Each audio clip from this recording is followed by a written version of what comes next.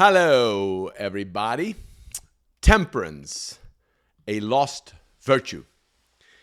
It is still day one, remember? Over the holidays, my dear friend Eric did something incredibly valuable. He invited a few close friends and some of their offspring to have a philosopher's evening around Stoicism. Stoicism, at its highest level, is a philosophy of personal ethics and a methodology for seeking practical wisdom in life. A key principle of the ancient Stoics was the belief that we don't react to events. We react to our judgments about them, and those judgments are up to us. Unlike much of philosophy, at least as it relates to my ability to fully comprehend it, I find Stoicism more practical, more approachable, and ultimately more actionable. In typical Eric fashion, he executed flawlessly.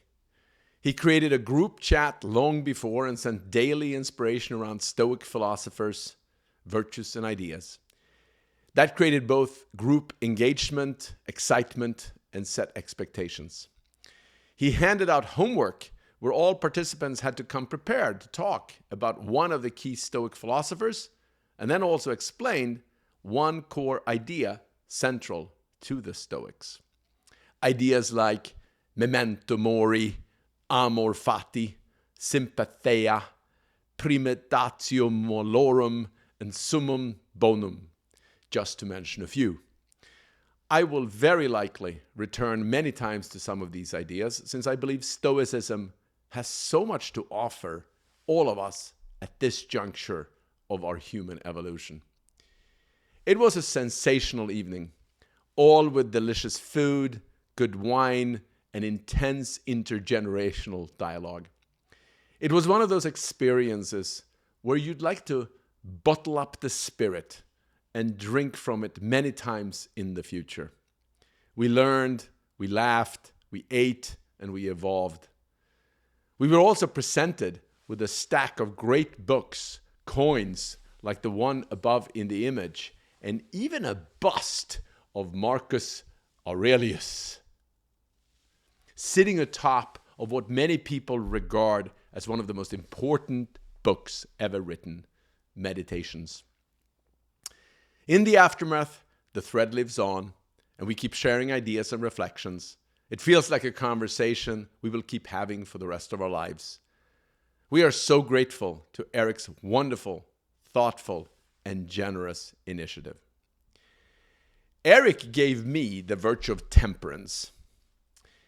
It's one of the 4 key Stoic virtues of courage, wisdom, temperance, and justice. And as the coin says, try not to exchange them for others. That's a philosophy in and of itself. Eric knew what he was doing. I guess this entire newsletter series could be called In Pursuit of Temperance. I have written often about the need for less binary thinking, less extreme positioning, more moderation and kindness, and often invoked the great Swedish trait of lagom, just the right amount. I wish there was a temperance political party. I wish our media behavior rewarded moderation, not sensation. More often, I wish my own soul found the center rather than flirting with extreme positions that just lack proper perspective. Like much of Stoicism, I know it is the right thing to do. It's just not always easy to do it. So clearly, living in a tempered way requires a lot of work. Meditation helps a ton. So does surrounding yourself with unconditional love and daily healthy habits. The Stoics were also, in a holistic way, perhaps the first functional medicine promoters, very much aligned themselves with the prevention of disease by means of physical activity, mental reflection, and spiritual commitments. I, for one, was smitten early on by the power of purpose. I was lucky to discover that when you commit yourself to something much bigger than yourself, it helps you to be less self-involved. In this way, it makes it somewhat easier to not take everything personally and run off to the extremes, simply because it's not about you. I listened to a great podcast with Simon Sinek and Mark Hyman recently. Simon has dedicated his work towards helping others find meaning, purpose, and the why.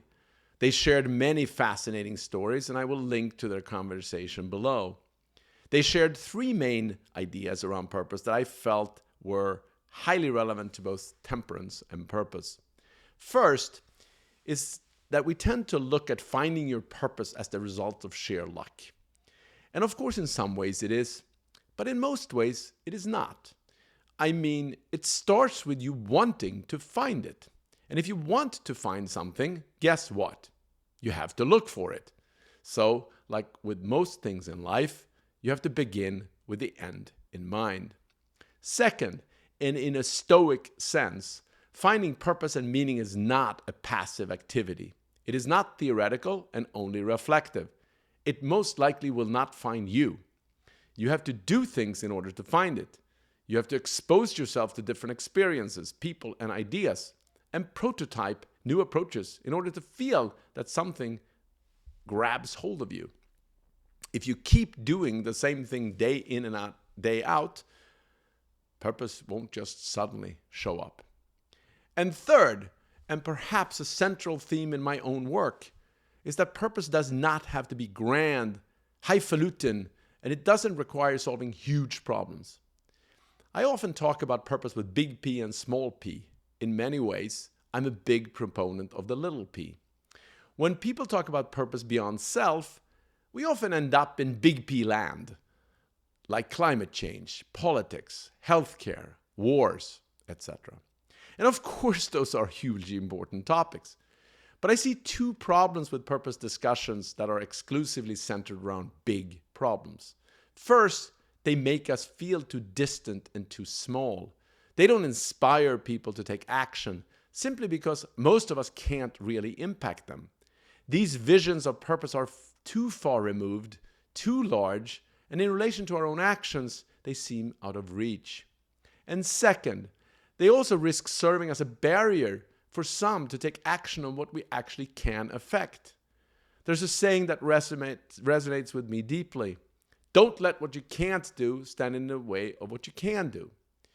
Being kind to our neighbors, helping our local community, building businesses that help people succeed or customers thrive, or serving food that is better for both employees and customers are well-worthy efforts and will contribute to a better world. Big P solutions are just the sum of millions of small p actions. In the podcast, Mark also quotes Rick Warren, who used to say, "Listen, I'm not right-wing or left-wing. I'm for the whole bird. Otherwise, you fly around in circles." I will end with that quote on temperance, since it pretty much sums it all up. Temperance as a virtue is something that we need to be upgrading, reawakening, and reactivating for all of us. And I am sure that I'm going to try really hard to do my part. There are a bunch of things this week that I'm linking to in this newsletter. First is the podcast with Simon and Mark. It's really good. I love them both. And then my wife Jessica launched her new website, which is aptly called The Lagom Method, which is sort of about temperance in and of itself. Lots of goodies in there for those seeking inspiration how to live a healthier life. Very excited and inspired by her work and, of course, by her entire being. 2 originally conservative writers, David Brooks and Bret Stephens, had a discussion that is worth reading that I link to. While they mainly focus on what happened with the GOP and the Republican Party, I believe it offers a very balanced and moderate view of our political landscape that is worth reading and is relevant to almost any political view. And lastly, in the category of just human uplifting speeches, I did enjoy Jennifer Coolidge's, who was part of the White Lotus cast, her Golden Globe acceptance speech. It's a bit long, but wait for the ending. The human story of resilience and second chances and how overcoming of odds affects our human species is so inspiring and it's worth listening to. She did a wonderful job that I really enjoyed. Have a great week.